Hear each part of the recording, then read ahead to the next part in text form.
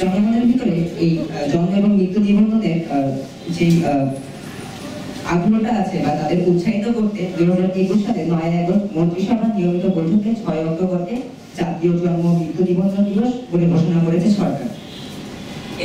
এরপর থেকে প্রতি বছরে আমাদের জাতীয় জন্ম ও মৃত্যু নিবন্ধন দিবস 2024 পালিত হয়ে আসছে। আমার পূর্ববর্তী বক্তা বিষয়টিকে অতি সুন্দরভাবে সংজ্ঞায়িত করে গিয়েছেন এবং তারপরে তার কথা বলেছেন বিষয়টির ইতিহাস নিয়ে। তাই আমি সকলের প্রতি একটি অনুরোধ রাখবো, সেটি হচ্ছে যেন এই জন্ম এবং মৃত্যু নিবন্ধন দিবসে যে উৎসাহটা আছে, যে সারাটা আছে, সেটা যেন সকলের কাছে পৌঁছে দেয়। আজকে আমরা যারা উপস্থিত আছি আমাদের মাধ্যমে হলেও যেন এটি সকলে জানতে পারে। জন্ম নিবন্ধন হলো জন্ম ও মৃত্যু নিবন্ধন আইন 2004 সনের 29 নম্বর আইন। এর আওতায় একজন মানুষ তার নাম, লিঙ্গ, জন্মের তারিখ, জন্মের স্থান, বাবা মায়ের নাম, তাদের জাতীয়তা ও স্থায়ী ঠিকানা নির্ধারিত নিবন্ধক রেজিস্টারে লেখা বা কম্পিউটারে এন্ট্রি প্রদান এবং জন্মসাধন প্রদান করা হয়। জন্মসাধন একটা মানুষের পরিচিতি, কিন্তু নাগরিক সনদ নয়। পাসপোর্ট ইস্যু, বিবাহ, শিক্ষা প্রতিষ্ঠানে ভর্তি, নিয়োগ, ড্রাইভিং লাইসেন্স, ভোটার তালিকা, জমি রেজিস্ট্রেশন, তারিখ, জাতীয় পরিচয়, ব্যাংক হিসাব, বাড়ির নকশা, ট্রেড লাইসেন্স, ঠিকাদার ইত্যাদি বিশেষ ক্ষেত্রে আমাদের জন্মসাধনের ব্যবহার রয়েছে। বলা হয় মাঝে মাঝে ফেসবুকে আমরা পোস্ট দেখি যে ইউরোপ আমেরিকার যারা সন্তানেরা আছে তারা 14-15 বছরে তারা কত আনন্দ করে, কত বড় বড় বিজনেসম্যান কিন্তু হয়ে যায় 14-15 বছর বয়সে। অথচ আমরা বাঙালিরা পৃথিবীতে এসেছি জন্ম নিবন্ধনের আইডি কার্ড সংশোধন করতে। এমন ফানি পোস্ট কিন্তু আমরা দেখতে পাই। আমার আগে একজন আমাদের ছোট ভাই বলে গেল যে আমাদের জন্ম নিবন্ধন সংশোধন করতে যেয়ে কোনো সময় দেখা যায় যে পায়ের জুতা পর্যন্ত আমাদের ক্ষয় হয়ে যায়। তো এই বিষয়টা আসলে কেন হয়? আমি তথ্য দেওয়ার সময় তো ভুল করিনি, কিন্তু যারা পৌরসভার দায়িত্বে রয়েছে তাদের কিসের ত্রুটির জন্য এই জিনিসটা হলো। আমি আজকে জেলা প্রশাসনের মাধ্যমে এবং জন্ম নিবন্ধনকারী কর্মকর্তা কর্মচারী যারা রয়েছেন তাদেরকে বিশেষভাবে অনুরোধ জানাবো যে আপনারা যারা জন্ম নিবন্ধন কার্যক্রমের সাথে সম্পৃক্ত তারা অবশ্যই সচেতনতার সাথে এই জিনিসগুলো তৈরি করবেন এবং সেখানে যারা থাকবেন আমাদের কম্পিউটার অপারেটর বা যারা দায়িত্ব থাকবেন তাদেরকে যারা যথাযথ প্রশিক্ষণ দেওয়া হয় এই বিষয়টা অবশ্যই আমাদের লক্ষ্য রাখতে হবে। আমি শুরুতে ধন্যবাদ জানাবো আমার সচিব মহাদেবদের। এই আলোচনা এর আগে অনেকবার হয়েছে, তাহাতে আমরা দেখেছি প্রত্যেকটা সচিব মহাদেব আমাদের হাতে একটি করে রেজিস্টার তুলে দিয়েছে আর বলেছে রেজিস্টারগুলো জন্ম নিবন্ধন আর মৃত্যু নিবন্ধন করবে। এক পাশে আমাদের জন্ম নিবন্ধন আর এক পাশে মৃত্যু নিবন্ধন করবে। আমরা 45 দিনের মধ্যে যারা জন্মিয়েছে 0 থেকে প্রত্যেকের এক সাইডে আমরা সুন্দর করে যে তাদের মা বাবার নাম আইডি দেখি তুলি এবং কত বয়স এটাও আমরা তুলি।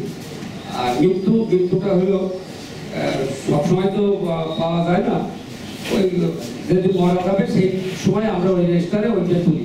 তবে এনআইডি কার্ড ধরে মৃত্যু কি জন্য হয়েছে, কিভাবে হয়েছে এটা তুলি, তারিখ, সাল, বয়স সমস্ত তুলে আমরা প্রতিনিয়ত ওই সচিব সাহেবদের কাছে আমরা এগুলো রিপোর্ট হতে পারে। এটা আমি অনুরোধ করবো যারা যে জন্ম নিবন্ধন কর্মকর্তা আছে এনআইডি কার্ড থেকে যদি আবার ওনারা জন্ম সনদ বা মৃত্যু সনদগুলো দেয় এটা আমরা আরো উপকৃত হব। নিবন্ধন কার্যক্রম এখন টোটালি সিস্টেম জেনারেটেড অপারেশন। আপনার ব্যক্তির যে তথ্য দিবে সেই তথ্যগুলোই শুধু আপডেটেড হয়ে আসবে। এখানে কোনো সংশোধনকারী কর্তৃপক্ষ বা কারো কোনো এখতিয়ার নেই ওই তথ্যে কোনো প্রকার সংযোজন বা বিয়োজন করা। এখানে ব্যক্তি যদি তথ্য ভুল দিয়ে থাকে তাহলে তার যে আউটপুট পাবে সেটাও সেই ভুল তথ্যেই হবে।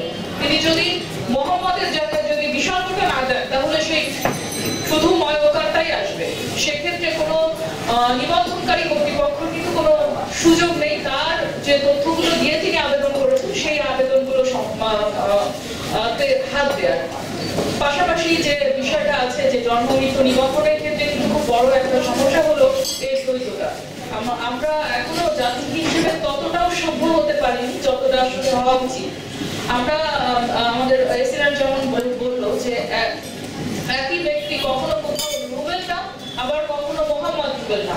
এইগুলো সে জন্ম নিবন্ধন, দুইটা জন্ম নিবন্ধন হচ্ছে তার প্রাইমারি স্কুল বা আপনার সরকারি স্কুলগুলোতে ভর্তি ভর্তির ক্ষেত্রে এই যেই নামটা দিয়ে তার ওই লটারিতে চান্স পেয়ে যাচ্ছে, সে তখন সেই জন্ম নিবন্ধনটা ইউজ করছে। আর সেক্ষেত্রে কিন্তু একজন ব্যক্তি কিন্তু তার অভিভাবক হিসেবে সেই সন্তানের অভিভাবকরাই কিন্তু দ্বৈত বা ডুয়াল তার জন্ম সার্টিফিকেট করছে।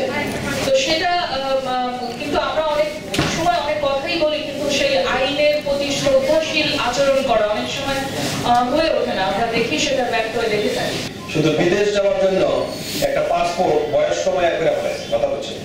হ্যাঁ, এখন যদি পাসপোর্টে একবার যদি আপনার ফিঙ্গারপ্রিন্ট দিয়ে দেয়, হ্যাঁ, এরপরে তো এটাকে আর মডিফাই করতে পারবে, এটা চেঞ্জ করতে পারবে না, কারণ আপনার তো ফিঙ্গারপ্রিন্ট ইতিমধ্যে ঢুকে গেছে সিস্টেমে, যার কারণে অনেকে বিভিন্নভাবে মানে সাফার করে। এই জিনিসটা আমাদের একটু সচেতন থাকতে হবে। আজকে যেহেতু এখানে গ্রাম পুলিশরা আছে, এই জন্য আমার একটু বলার উদ্দেশ্য হলো যে গ্রাম পুলিশই কিন্তু মূল ভূমিকাটা পালন করে জন্ম সনদ এবং মৃত্যু সনদ দেওয়ার জন্য। কথাটা বুঝতে পারছি? দেওয়ার জন্য বলতে তাকে তথ্যটা দেওয়ার জন্য, তথ্যটা সনদ তো দিবে ইউনিয়ন পরিষদ, তথ্যটা দেওয়ার জন্য। এখন এই তথ্যটা দেওয়ার ক্ষেত্রে আপনাদের যে বিষয়টা খেয়াল রাখতে হবে, ধরেন আমি আমার গ্রামের অনেক মানুষ আছে যার আমরা নিকনেমটা শুধু জানি, বুঝছেন? নিকনেমটা যেই নামে গ্রামে এসে পরিচিত, কিন্তু কাগজে কলমে তার নামটা কিন্তু ভিন্ন। দেখা গেছে যে তার এনআইডিতে ওই আসল নামটা, কথা খেয়াল করেন। হ্যাঁ, এখন যদি জন্ম সনদ দিতে যাই আবার মৃত্যু সনদ দিতে যাই, যদি আপনি যেই নামে ডাকেন, হ্যাঁ, শুধু যদি সেই নামটা দিয়ে দেয়, তাহলে কিন্তু তার সর্বনাশ হয়ে যাবে। তাহলে কিন্তু ওইটার সাথে এনআইডির সাথে তখন মিলবে না। তখন দেখবে যে জন্ম সনদে একরকম, আবার এনআইডিতে ভিন্ন। এই জন্য আপনারা এখন থেকে চেষ্টা করবেন, যখন কারো তথ্য দিবেন, নাম, জন্ম তারিখ, বাবার নাম, পিতার নাম, সবসময় আগে জিজ্ঞাসা করবেন তার এনআইডিতে কি আছে, এনআইডিতে নামটা কিরকম আছে, সেই অনুযায়ী যাতে তথ্যগুলা দেন, এটা আপনারা